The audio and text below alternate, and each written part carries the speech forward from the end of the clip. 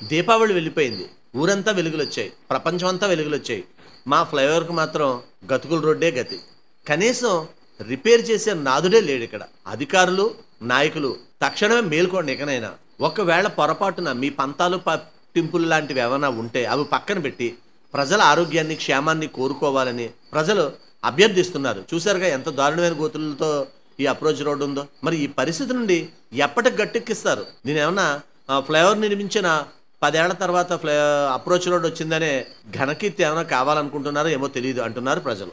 ఇక్కడ మీరు గమనించినట్టయితే పెద్ద పెద్ద భారీ లోడుతో వాహనాలు వెళ్తున్నాయి. అక్కడ పొరపాటున ఈ గతుకుల్లోంచి జారి లేకపోతే తుళ్ళిపడి ఆ లారీకి అటు ఇటు తగిలితే ఆ పరిస్థితి ఏంటి?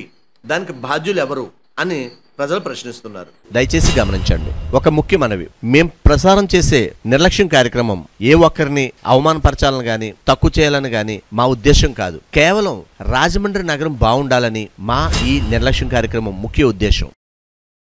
ఇలాంటి చాలా ఉన్నాయి, ఇంకా దాచాం కుప్పలు కుప్పలుగా.